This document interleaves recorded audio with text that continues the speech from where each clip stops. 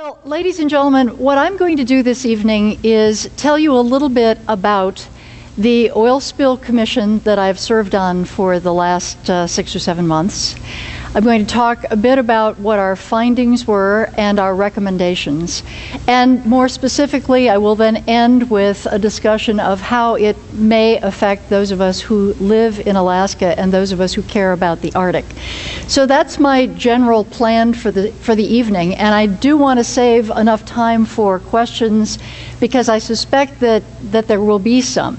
But I want to start by going back to the day when I was sitting at my desk at UAA in Anchorage, and my assistant walked into my office and she said, "Fran, there's a call for you on line 1. It's the White House." And honestly, when she did that, I thought she was kidding. I mean, I really did. I thought that was pretty funny. And she said, "No, really, it's the White House." So I picked up line 1. And it was quite a surprise to get a call from the White House personnel office letting me know that President Obama was asking me to serve on the Oil Spill Commission. And let me just say that that came as something of a surprise. I knew that he had created a commission primarily to look at what happened and to make recommendations about how to change business in the future, but I really didn't think I would be getting that phone call. As it was explained to me, the purpose for having a commission basically made up of a wide variety of people with very different backgrounds, different perspectives, and admittedly having someone from Alaska who had lived through the Exxon Valdez oil spill. I was in the legislature at the time of that spill. I was on the legislative committee that investigated and made recommendations about that spill. And having someone who I guess also was tied to a place where there would be probably a lot of oil and gas activity long into the future helped me better think through what it was that I could possibly bring to the commission. But actually, I think what it turned out that I was able to most help with was being a conduit of information between Alaskans and the people of the Gulf, and between folks who, for a wide variety of reasons here in Alaska, people who had responded to the oil spill in 1989, people at the university who have done a lot of research in terms of the ecosystem and oil spill response, people who lived in the communities most impacted by the Exxon Valdez, and the experience of the regional citizens advisory committees and other ways in which Alaska learned from that spill and adapted to it and went forward in a way that actually improved the safety of shipping oil out of Prince William Sound. I think it was being able to be a link between the people who needed that information, both the other commissioners and federal agencies and the people of the Gulf of Mexico, and those of you who in Alaska were very, very generous with your ideas and suggestions and testimony and personal life experiences that got shared as the commission went through its effort. So I'd just like to begin this evening by publicly acknowledging the fact that many Alaskans contributed in a variety of ways, some on the record and some off the record. And I also want to thank the University of Alaska, the President, the Board of Regents, for providing the support necessary for me to take the time to serve in this capacity during the months basically between July and January. So what was the commission? Let me start by saying that the Deepwater Horizon was a trauma that unquestionably impacted not only the region but the entire nation, and shook the confidence of Americans in not only the industry but also in government's ability to respond. So understandably, the President decided that a commission made up of 7 citizens, a bipartisan commission with both Republicans and Democrats, co-chaired by Bob Graham, who is the former United States Senator from Florida and former Governor of Florida, and Bill Riley, a Republican who served in the first President Bush's term as director of the head of EPA, and actually was serving during the Exxon Valdez oil spill for part of that period of time. So the 7 of us were charged by the president with these 2 responsibilities. 1, what went wrong? What were the fundamental underlying root causes of this catastrophe? And secondly, moving forward into the future, knowing that there will be oil and gas development and there will be deep water oil and gas development, not only in the Gulf of Mexico but elsewhere, what can we as a nation do to improve the record of safety and really aspire toward being the best as we could possibly be in assuring the kind of safe operations that the nation expects. So that was our mission. And I will say, if I can get this to work, the tricky part was we were given only 6 months to do that. Now 6 months sounds sort of like a long time, but for purposes of an investigation along the lines of what was required of the commission, and to really do due diligence from the standpoint of listening to the wide array of experts that came to not only testify, but that we used as experts who helped the commission do its work. 6 months actually was a pretty quick turnaround, but we did it. And on January 11th, we submitted our report. We met personally with the president in the White House and had the opportunity to discuss the report with him and with his cabinet, the part of the cabinet that was most directly involved in responding to the spill. So as I mentioned to Brian this afternoon, we were kind of unusual in that the commission finished on time, under budget, and with a unanimous decision. And in this day and age, that's rare. We had our first meeting in New Orleans. We met in New Orleans in July because, of course, that's sort of the very focused spot where many of the people who were most impacted by the spill felt the need to hear from us, to tell us what they thought, and so we had a very large public hearing in New Orleans, standing room only. And it will probably not surprise you if you think about it, but it did sort of surprise me at first. As I listened to the testimony and as I got to know the people of the Gulf Coast region, I saw this amazing similarity between Alaska and Louisiana. I know, take that on board for just a moment.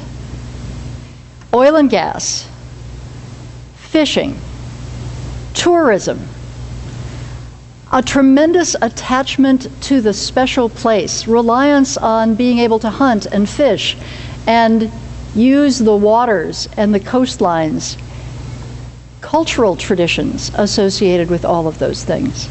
Doesn't that sound like Alaska? That's Louisiana. So obviously, you know, the temperatures and the terrain just a little bit different.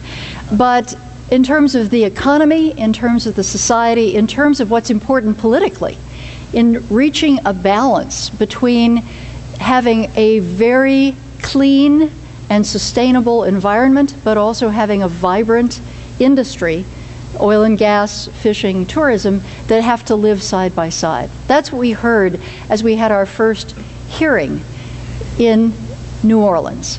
Not only concern about the spill, but concern about whether there would be continued oil and gas development, whether the moratorium that had been announced would slow down the jobs in that region.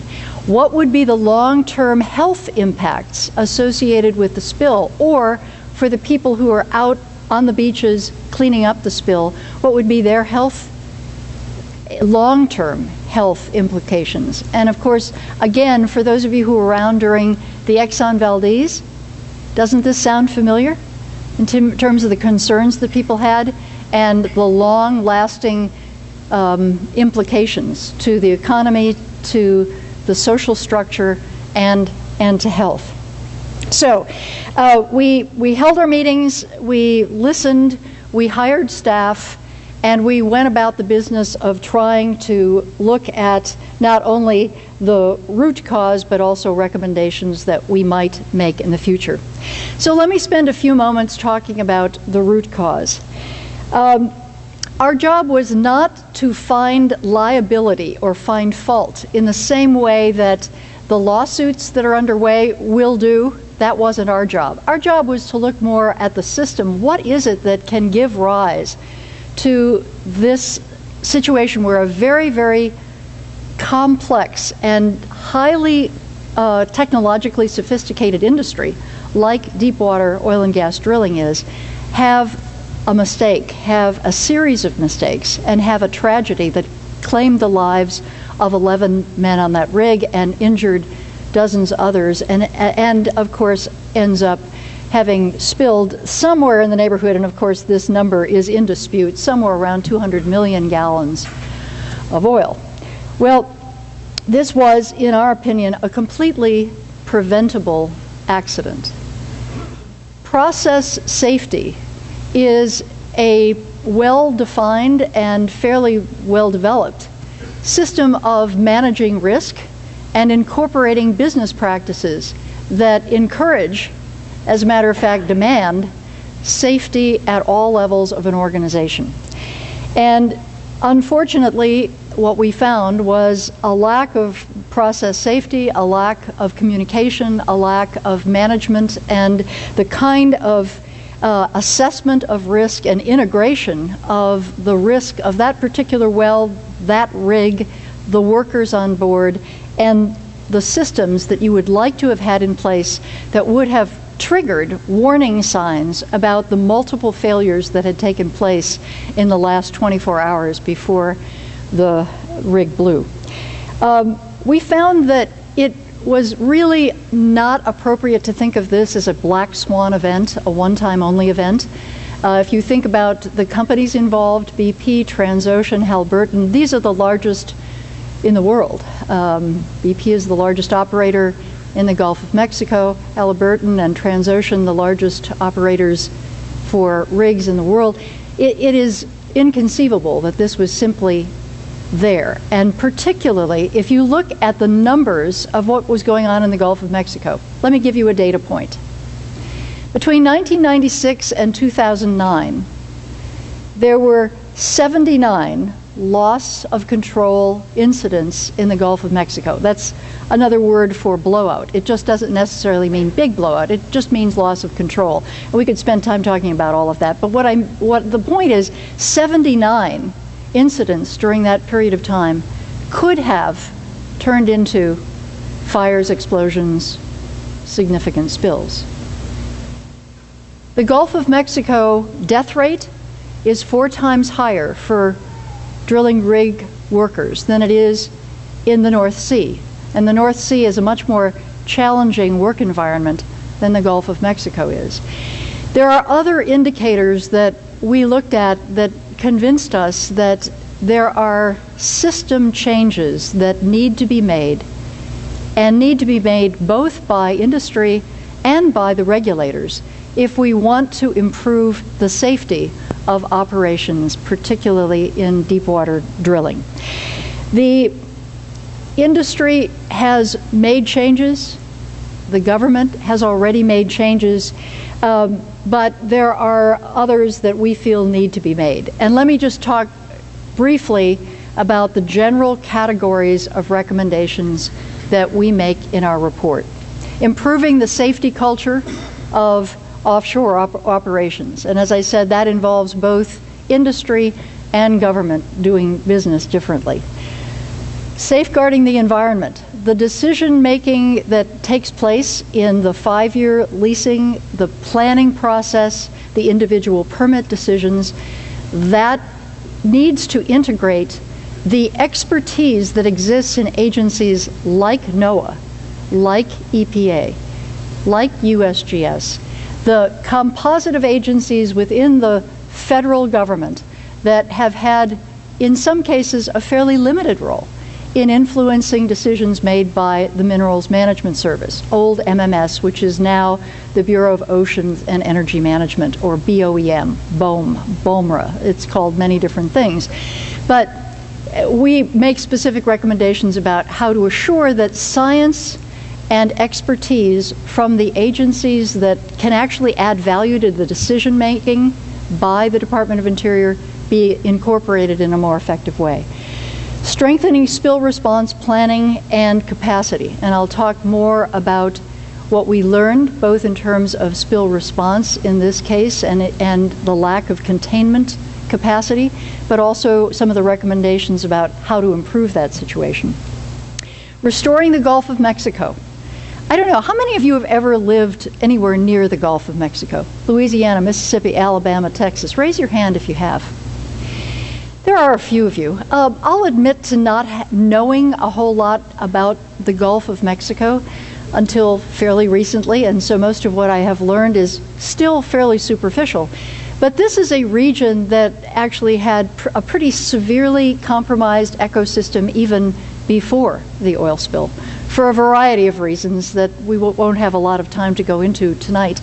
But it is a place that needs attention, needs restoration, and it is important. It's a national treasure. It's a national asset, and it's extremely important from the standpoint of the Mississippi River, which comes out into the Gulf of Mexico and is a very important transportation corridor for the entire Midwest. Basically, if you think about the industrial and agricultural Midwest, their road to the world is the Mississippi River.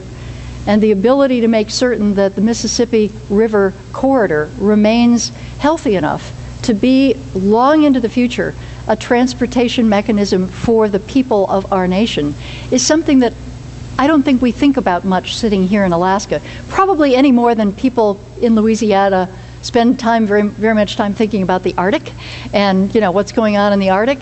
But having said that, it is important. So how we restore the Gulf of Mexico, how we protect those wetlands, and frankly, how we do what is necessary by way of anticipating and allowing the natural environment to be a buffer for the hurricanes that hit the coast is a piece of our recommendations as well. Ensuring financial responsibility and anticipating what will be required in frontier areas like the Arctic. That sort of summarizes the topics that are addressed in our recommendations. And I'll talk a little bit more specifically about each of those, and then I'll try to not talk too much longer because I want to save a lot of time for questions. So preventing accidents and changing government. Let's talk about the role of government in making a safer operation. We have proposed that the Department of Interior restructure the old Minerals Management Service, now BOEM, and the Secretary of Interior about 2 weeks ago announced the additional details associated with the recommendations that they have taken on board and the extent to which they have made those reorganization plans happen, we're very, very pleased with. What was particularly important to us was separating out the safety responsibility from the leasing responsibility from the revenue and accounting responsibilities. Now, you might ask yourself, why is that so important? All of those things were sort of balled up together in MMS. And from everything that we learned and the testimony we received, including from people who worked for MMS or for the industry for many years, it made it pretty clear that many of those missions were pretty confusing and sent different messages about how to prioritize the choices that were being made within MMS. And as it might not surprise you, revenue is a pretty important thing to agencies. As a matter of fact, it's a pretty important thing to governments. So the pressure is kind of always there to go get that extra dollar, go get that extra lease, go make it happen. There's nothing wrong with that as long as it's balanced appropriately with other concerns about the environment, concerns about safe operation, and separating those functions we felt was a pretty important piece of it, and they are doing that. Another very important part of what we think will provide a safer operating procedure also relates to how government challenges industry to develop its safe operations in the regulatory process. And let me describe for you just a moment what I mean by that. In Norway and in UK, they take a very different approach to how they regulate offshore oil and gas drilling than we do. Instead of what we would call a kind of a prescriptive approach, which is, how many fire extinguishers do you have? They take an approach which they refer to as a safety case, in which what they mean by that is that for each well and for each rig, there is an assessment of the risk of that particular well, so that you can actually determine, based on the geology, the depth, the amount of water, the sophistication of the equipment you're using, the number of different companies that are involved. And on some of these rigs, you have a couple dozen different companies, contractors, subcontractors, all trying to work together as a team, not always well, as it turns out on the Deepwater horizon.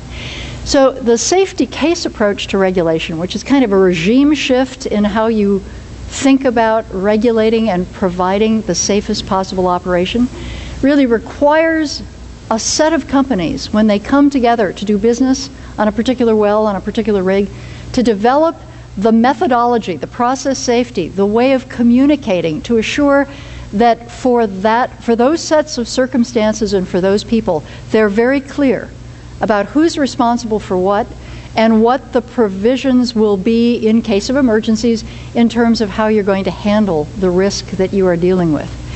And let me just give you a tiny glimpse into the Deepwater Horizon final 24 hours, 36 hours, 48 hours.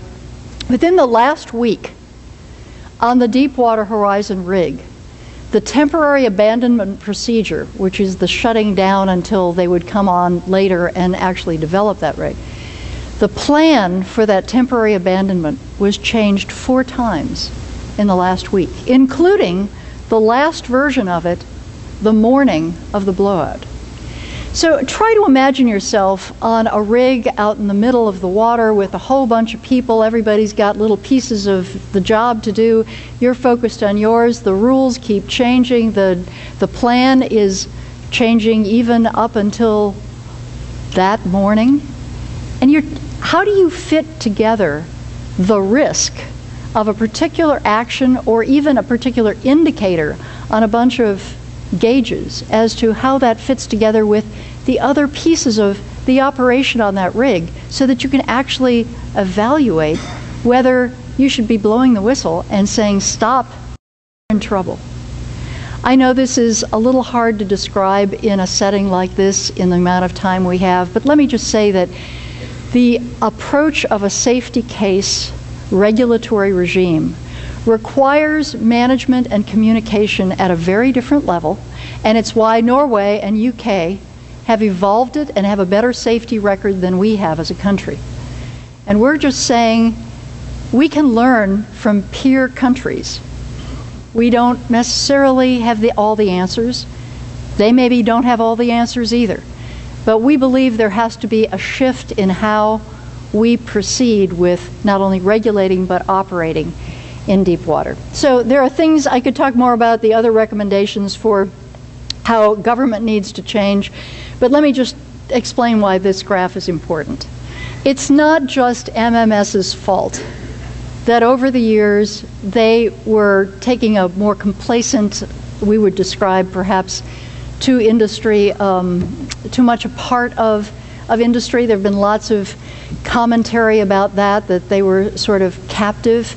Let me just say what this chart shows you is the rapid rate of growth in rigs and oil wells in the Gulf of Mexico and the flat funding for the regulatory agency. That's that gray line. So at the very time that the activity in the Gulf was exploding, particularly in the higher risk areas of deep water, MMS was being starved of resources necessary to really do an adequate job of regulating. And frankly, we perhaps all should take some responsibility. Congress should take some responsibility.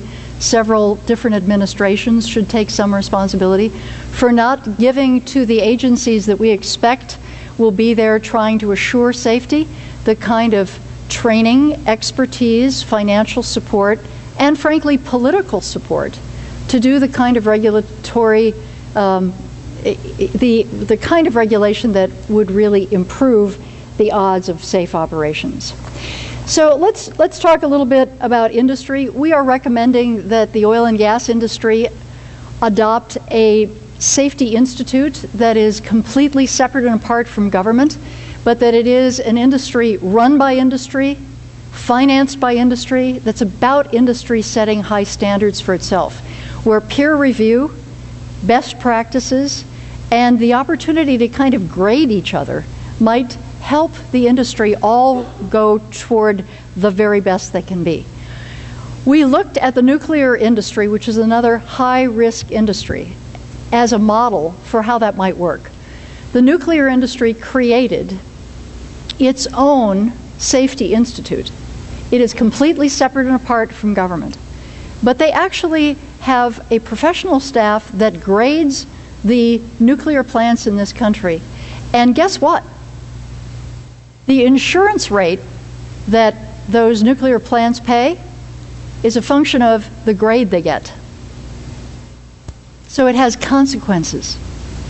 And that exact approach may not be the right approach for the oil and gas industry, but something like that, that allows the industry itself to reach up instead of just sort of saying business as usual is sufficient, and have safety as the premium, not just productivity, not just profit, not just speed, all of which, of course, are significant drivers in any private sector operation.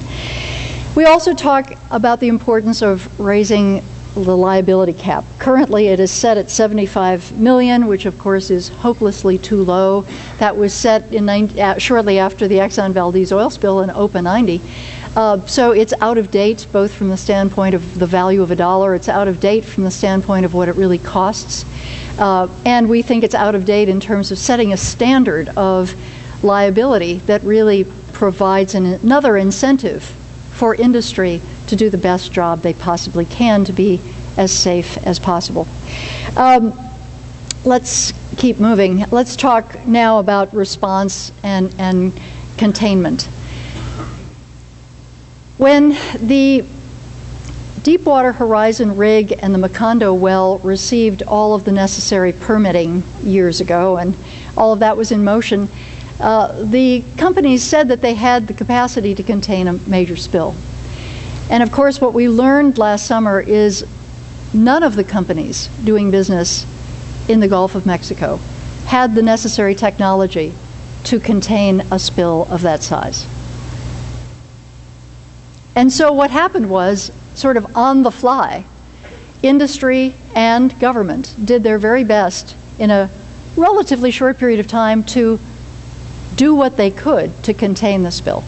And I do want to give credit to people in the industry and in the federal agencies for being very innovative and doing their best under very difficult conditions to come up with a system that would work and that would provide some relief from the spill. But what we need to do as a country and as an industry is get ahead of the game, both from the standpoint of prevention, from containing if there is, and ultimately being able to pick up any oil if there's a spill. We are unquestionably behind. It was quite surprising to me that as I thought about how I saw people in Prince William Sound cleaning up the oil spill, you know, it's the same set of tools. You can use berms, you can do skimming, you can do burning, you can use dispersants. You know, I mean, it's the same toolkit that we had in 1989 is what was used in the Gulf of Mexico. In some cases, it was a little bit different. I mean, admittedly, the dispersant use in the Gulf of Mexico was quite a bit different than the way in which dispersants have been used on the surface or in coastal areas. That was unique. Whether or not it was a good idea, I mean, people have differing opinions about that. It clearly kept the oil off the beaches, and it certainly kept it off the surface, which from the standpoint of bird life, turtles, shore, coastal impacts was probably a good thing. But basically the toolkit is the same. There has not been the kind of investment by either government or industry in oil spill cleanup technology that we really need. And we are, of course, recommending that there be a significant effort, both in terms of a financial commitment and a national commitment, that we will, both from the standpoint of containment and response capacity really improve what we are doing. Now again, I want to credit the industry. Several of the major oil companies have come together to form a group to develop a containment strategy that would work in the Gulf of Mexico. It's probably another year away from actually being able to be up and operating, but you know, there are companies stepping up to the plate and saying we want to take the initiative and be prepared so that if there is another incident, we're in a better position than we were the last time around. But there's still a lot more work that needs to be done, obviously, both by industry and by government. Well, let's talk a bit about restoration of the Gulf and the need to really allocate funds to do what needs to be done for both deep water, for blue water, as well as for shore and coastline restoration. The Commission recommended using 80% of the Clean Water Act penalties for Gulf restoration. Instead of that money simply going into the federal treasury, it really should go back to the region that was most impacted by this catastrophe. A lot of that is Louisiana, but it's also Mississippi and Alabama and Texas and Florida. Clearly, because of the location of the spill and the nature of the Gulf Coast ecosystem, Louisiana will end up presumably with a lot of the funds going to the coastal wetlands, and that's appropriate, but there are many other things as well that need to be done. This area is used for many purposes. And so thinking through a restoration strategy based on the industrial uses and the need for preservation and restoration is not an easy thing. It's a complicated thing. But this region actually does have in place a number of regional restoration plans, again, that were prepared not because of an oil spill, but were prepared because of the long-term and rather significant deterioration of the health of that ecosystem over many years. So there are plans in place. What has been missing is funding. And if there is one silver lining associated with a disaster like this, because of the natural resources damages that will come as a result of the NERDA process, and because of the penalties that will come from the Clean Water Act violations, there will be funds. And we are encouraging Congress to appropriate those funds for this purpose. You know, I could talk quite a bit, and I don't think I have time to do so, about the many, many implications for turtles, for wildlife, for the people of the Gulf. It is a sad time and a sad place for them in the same way it was a sad time and a sad place for us in Alaska. And it will take a long time to recover, both physically, biologically, emotionally, from the standpoint of the ecosystem, and for some, at least, from the standpoint of their economy. That's certainly true for the oyster farmers. It will be a long time before the oyster farmers of Louisiana can really feel as though they're back to where they were. But I think the good news is that if the funding that is available is used appropriately for restoration, there can actually be an improvement in this region over the long term, and that's what we have to hope for. Okay, well, finally, let me talk a bit about frontier areas, including the Arctic. Again, if we go back to the original Commission assignment, not just look at the Deepwater Horizon, but also look at the future and what can we do to make it safer, there was nothing in the language from the President's charge to the Commission that specifically said look at the Arctic.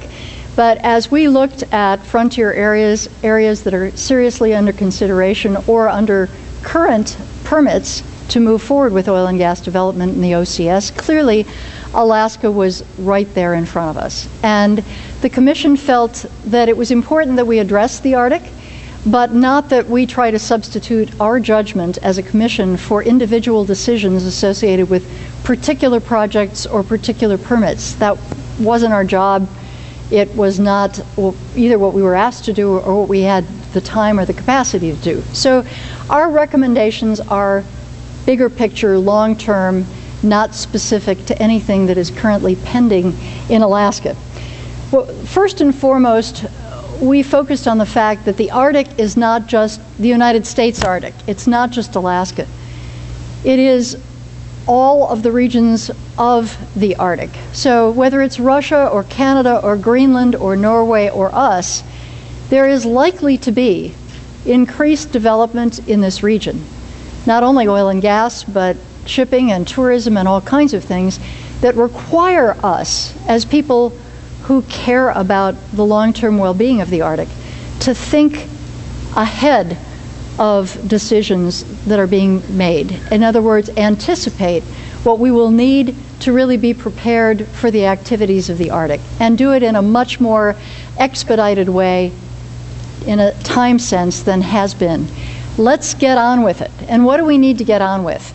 The research. Now, clearly a lot of research has already been done, so I don't want to suggest by my remarks that we were ignorant of that. As a matter of fact, I spent the afternoon at the University of Alaska Fairbanks today with Brian and with many of his incredible research team who focus all the time on the Arctic. And a lot of work has been done not only by the academics, but also by agencies, by the industry.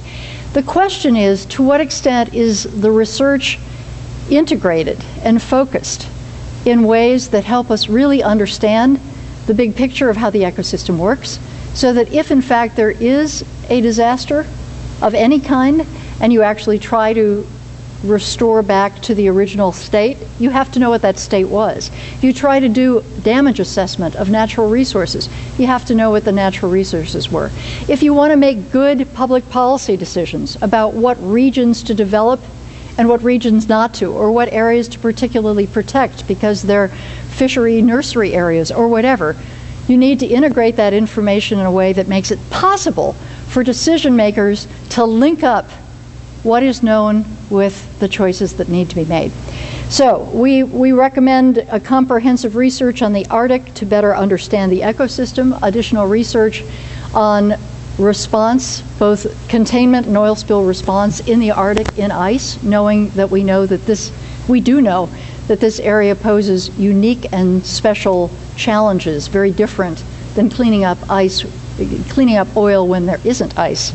We recommend that the Coast Guard receive the kind of investment so that they can have assets necessary for response, not just for oil and gas, but for all the possible responses that would be required of the Coast Guard, search and rescue and all of the other ways in which we who live in Alaska rely on the Coast Guard, but we know that they are not able, because they don't have the capacity at this point in time, to do what people would expect them to be able to do in the Arctic. And finally, we recommended that the Arctic nations come together and think through the best practices, the best technology for doing oil and gas in the Arctic. So whether you're doing it in Norway or doing it in Russia or doing it in Alaska, that we have some standards, both from the standpoint of technology, but also from the standpoint of, not only the drilling technology, but also the oil spill response technology and the training, so that we're working together as nations that share a common and very special region, as opposed to kind of everybody doing their own thing. The good news is there are efforts underway, both from the standpoint of setting technical standards, but also from the standpoint of international cooperation. The Arctic Council will be meeting in a couple months to actually focus on this question. We recommend that the United States take a leadership role in this, so that the Arctic as a whole is embraced as a special region deserving of investment, deserving of best practices that are appropriate to the special challenges of the Arctic, so that as things develop and as development takes place, we have a higher level of confidence that it will be done in the safest way possible. I think I will stop there. I will close simply by saying the Commission has finished its work. In addition to the meeting that we had in the White House on January 11th, we went back to the region. We went back to New Orleans. We fanned out and went to Louisiana and Alabama and Texas and Florida and Mississippi and talked with the people who we had originally talked with shortly after the commission started, so that we could report back to them what we've learned, what we found, what our recommendations were, to give them the assurance that even though our work was finished and our report was done, that each of us individually, the 7 of us, feel a certain commitment to the effort to continue, not officially as a commission because we don't have the power to do that, but individually to reach out and communicate the findings and recommendations, to testify before Congress when called, and to do something else. A year from now, do a report card on how industry and government have responded. What have they done? How many of the recommendations that we've put on the table have actually happened? And if they haven't happened, what else has happened? Or have we missed the opportunity to use this event to change the safety culture of the industry? Have we missed the event, the opportunity that this event provided us to really reach toward being the best in the world, the safest in the world, the most responsible in the world, as opposed to simply business as usual? So a year from now, we'll do our report card, and my hope is that we as a nation will be able to say, as we were able to say after the Exxon Valdez oil spill, that it made a difference in a positive way. Do you remember what changed after the Exxon Valdez oil spill? Double hull tankers, increased escort vessels in and out of Prince William Sound, so tankers were not alone anymore. Depots with adequate supplies throughout the coastline area so that we were ready to respond. Twice a year training for oil spill responders so that they are ready if they are needed. I could go on and on. These are things that did not exist before the Exxon Valdez and that exist today because we learned from our mistakes. That's my hope.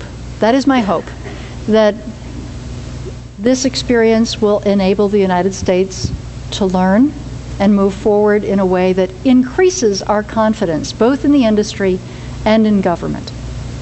Thank you very much.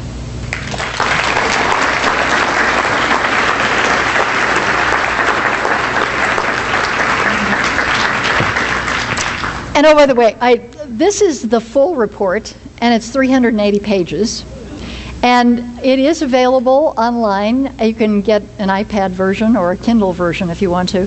And it's really a good read, and I know that sounds crazy because you have to sort of, you say to yourself, how can a big, thick book be a good read? But we had some amazing writers that actually tell the story in a way that makes it a fun read. And this is the short version, which just basically addresses very specifically the recommendations as opposed to the findings and the full report. They are both available online, and you can go to oilspillcommission.gov. Okay, so we have a few questions. You can just raise your hand. Okay.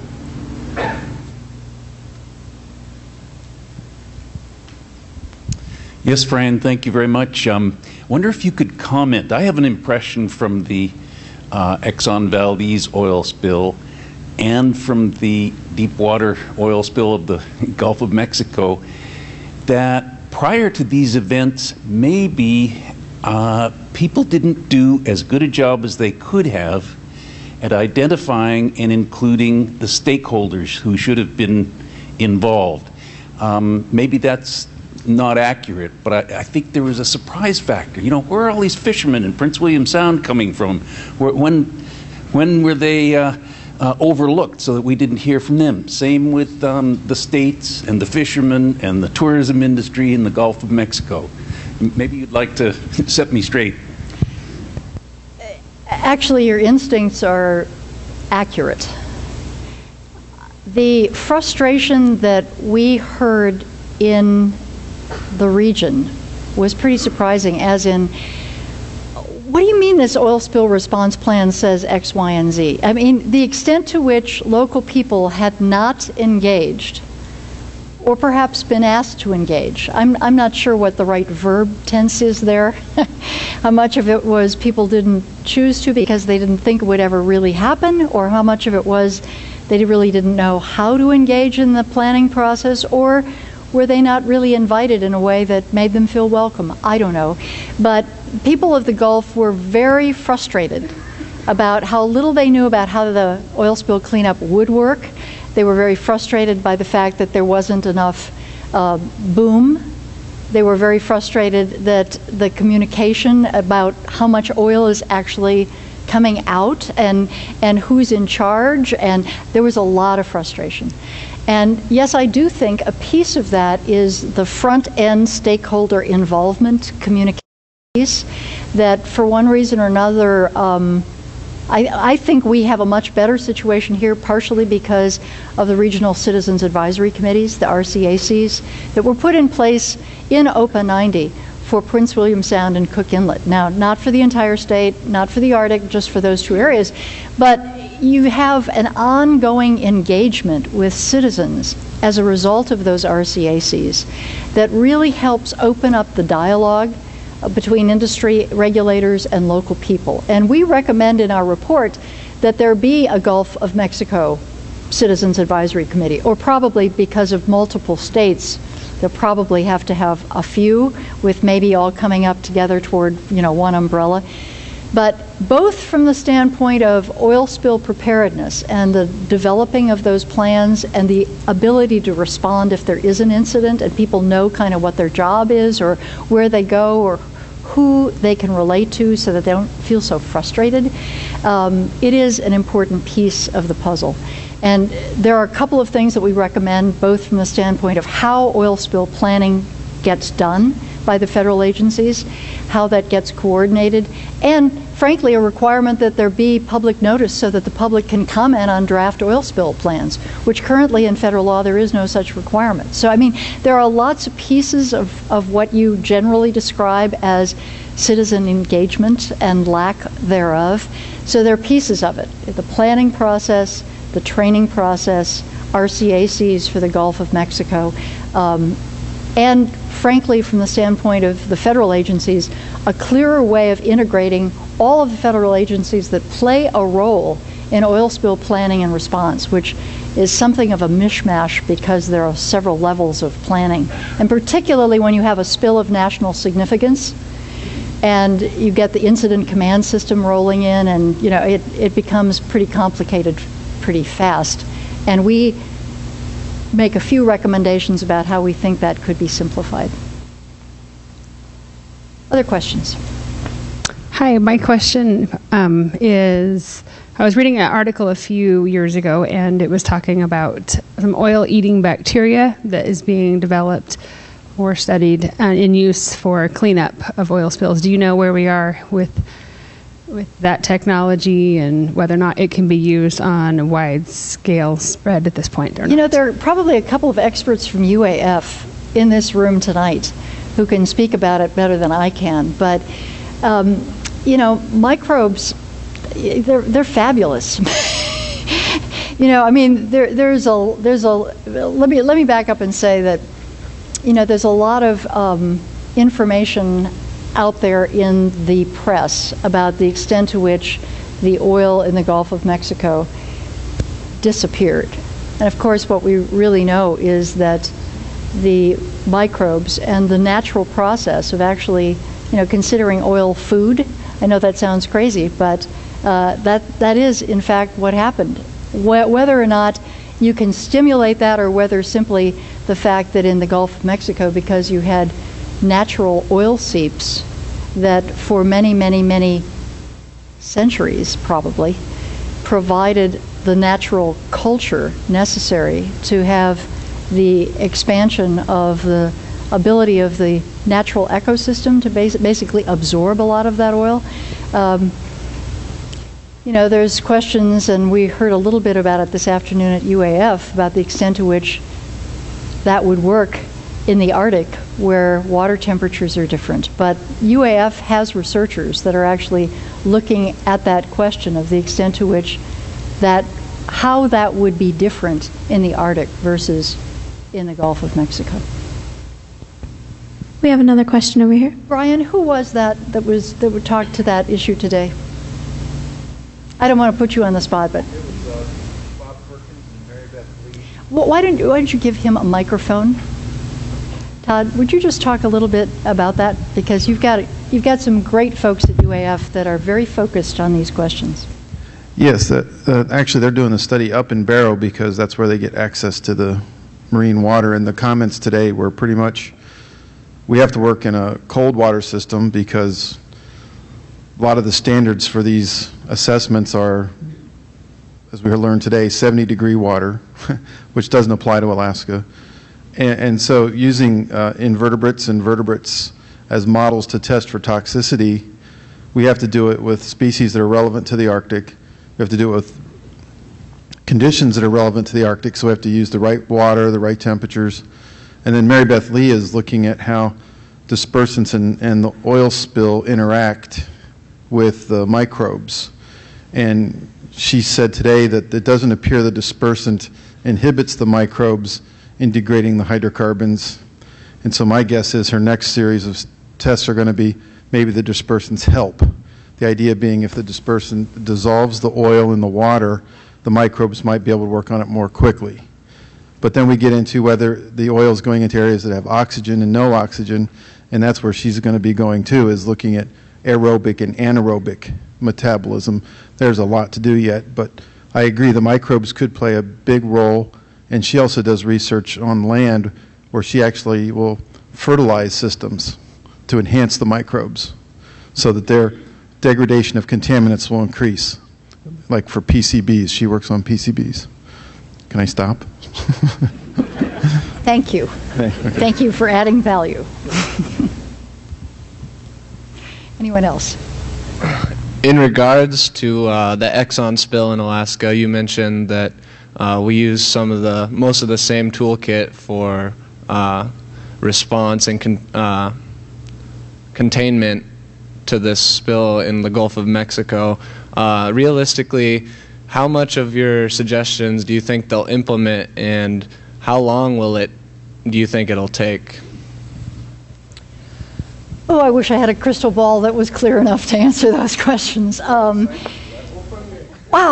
you know, some of the things are actually already being implemented. Okay, so the reorganization in Department of Interior, increasing some of the risk management, the risk assessment and risk management. The Department of Interior adopted some regulations, they're called the SEMS regs, back in September, that go in that direction. The industry is, both the American Petroleum Institute and individual companies are having conversations about the kind of independent industry-led safety institute that I mentioned. So they're talking about how they might do that and whether it would look exactly like what we would suggest or something different, whether it's going to be under API or whether it's going to be a separate organization. I mean, but there's conversation about that.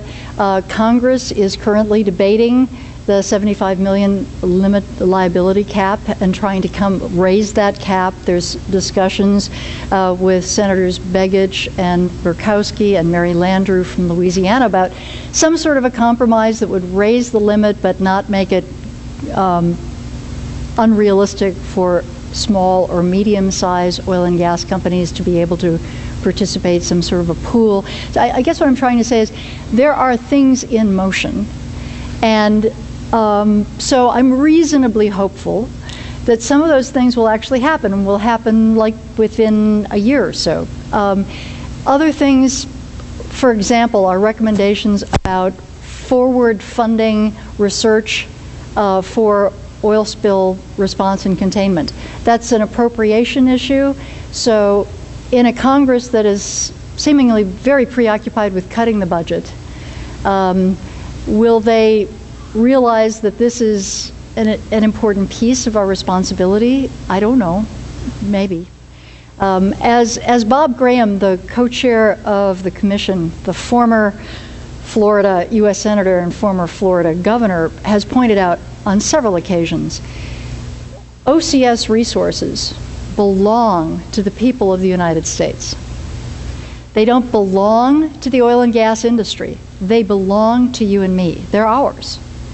So we have an ownership obligation to take care of these resources and to manage them wisely, and a fiduciary responsibility to make sure that those people who are lucky enough to get to develop them safely and wisely. So in that line of thinking, investing in things like research and development for safety, for oil spill response, for containment, would be just part of good business practices if we as a country were a company.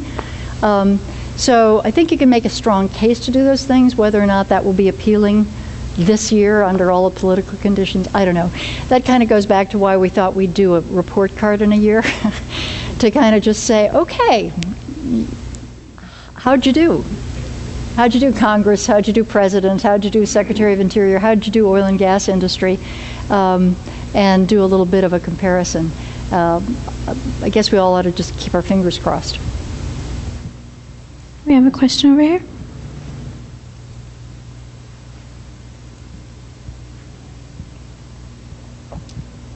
I was pleased with your comments toward the end discussing the role of possibly more with working with the Arctic countries, going international. And I think it's good that you're posing that, because it's such a hard idea to think that we will go beyond our own national borders to find a solution. I know some years ago I had the good fortune of interviewing George Rogers when he was doing some fisheries work in the North Pacific, and he was called to meet with Pierre Trudeau because the people in interior Canada were concerned about international fisheries and Alaskans getting all the salmon before they could return up the Skeena and the rivers into Canada. And they got all the scientists together and they really had a big powwow, but he said they came to the decision not to do anything because the public had no idea about the idea of ecology or of salmon that would go through international waters and what portion should go back to Canada. And he said it was a calculated discussion not to do anything because that idea was not in the people's heads yet. And it took about 30 years for that to actually come into being. And I just wonder if we're not facing the same thing when we're talking about working across the Arctic with other countries that have their own versions of private industry and of government regulation. Because we've got to look other places to find solutions, and we don't have it wrapped up ourselves, that's for sure. Well, George Rogers was a wonderful man and a very special Alaskan who provided leadership in many different ways. So I'm not surprised to hear that he was kind of ahead of his time in trying to get people to think more globally and try to think beyond borders. It would be classic George Rogers to have done that years before other people even knew the right language to use about those concepts. But I put this back up there just to remind us that, you know, the Arctic isn't a place where boundaries are all that clear. I'll bet, you know, you know that Greenland's there and you sort of know where Norway and Sweden is, but you know, the rest of it's kind of just one big area. And I'm hopeful that we can get the people of the North to think about our mutual responsibilities to each other and to this place so that we can provide more of the long-term 21st century international vision kind of leadership than maybe what was more fitting for the old 20th century thinking about boundaries. Now I realize that that's probably optimistic, but I try to be, because if you don't think about it that way, it gets very depressing very quickly. I do think there's an opportunity in the Arctic because we already have some mechanisms in place. The Arctic Council is a place where the countries of the North have come together over the last 10, almost 15 years to talk about common problems, common issues, do research together in kind of a team approach. And although it doesn't have power, it doesn't have, like, you know, treaty responsibility. It is a vehicle, a forum, a place where people can share and come together.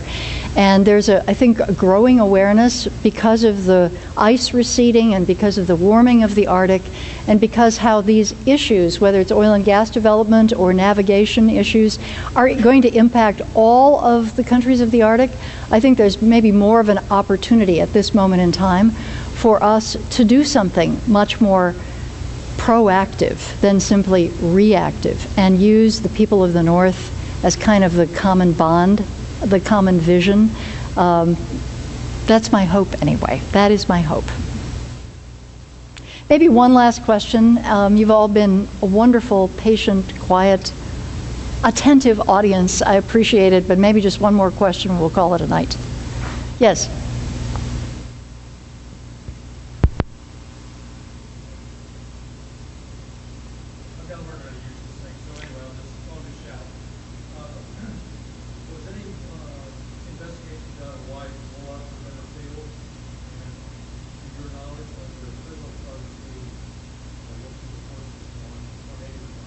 The last part of your question is what? I'm sorry? Criminal charges on the deaths of 11. Oh. There is a technical team that has been hired specifically to look at the BOP, the blowout preventer, which, of course, because of not only our time constraint of 6 months, but also because there is a specific team tasked to do that, we didn't do that. In some ways, it doesn't matter. Because as the oil and gas industry will tell you, a system of a temporary abandonment of a well that actually has to rely on the BOP functioning is a well that has failed and a rig that has failed and a management system that has failed. In a temporary abandonment procedure, you want to have 2 or 3 barriers. And of course, drilling mud and a variety of other techniques are used to assure the kind of pressure necessary to control a well from blowing out. The BOP is the last line of defense, not the first. So yes, it's important to know why it failed, but any operation that really counts on that as being the mechanism that you would use routinely, most BOPs have never been used. We were fascinated to find out how little technology has developed to actually determine from an instrumentation perspective whether or not a pretty large and very complex organizational piece of the equipment like the BOP, whether or not even the battery is functioning. There's a question as to whether or not one of the batteries in one of the pieces of how the BOP worked was actually dead or not. And not to have enough sophisticated instrumentation to be able to tell you up on the rig whether or not that battery was functioning or not, it gives you some indication of the extent to which systems failures are what we need to come to understand as not only what caused this particular blowout, but that is putting at risk deep water oil and gas in the Gulf of Mexico and actually around the world. So at some point, the technical team that has spent time and money investigating and trying to pull apart the BOP's failure, at some point we'll know that. But in terms of what caused this blowout, it was not a malfunctioning BOP. That was sort of the last problem. There was cementing. There was 1 barrier instead of 3 barriers. There were a lot of specific things, and actually on one of the pages of, I used to remember which page number it was. I think it's actually 78, but we have a list of 12 failures, any one of which on that rig that day should have been enough to tell the people who worked on that rig that they should stop the temporary abandonment procedure and put a hold on it until they knew exactly what the risk was.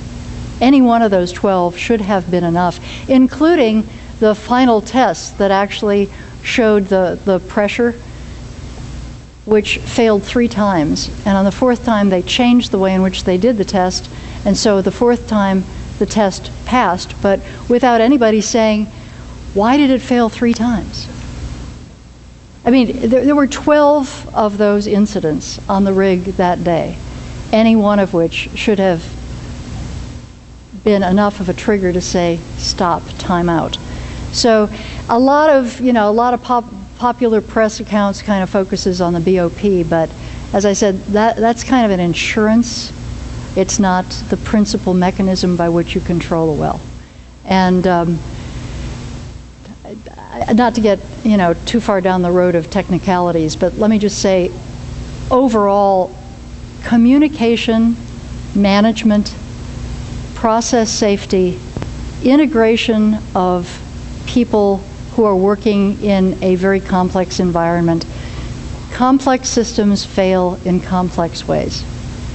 And unfortunately, these deep water rigs are incredibly complex operations. And unquestionably, the technology is impressive, and it has evolved in a way in the last 20 years that is really equivalent to putting a man on the moon. And we should be proud as a country. The industry is proud, should be proud, of the way in which they have been able to evolve and adapt in very difficult conditions, including these ultra deep water wells. But what we need to do is evolve the safety culture and the safety technology and the instrumentation and the testing and the training and the management and the communication systems that go along with it to have a much safer operation in the Gulf of Mexico, in the Beaufort of the Chukchi, or any place else that we do business. So, ladies and gentlemen, again, I would encourage you to go read the report. I appreciate your being here tonight. I sincerely do, and thanks to the sponsors for asking me to attend.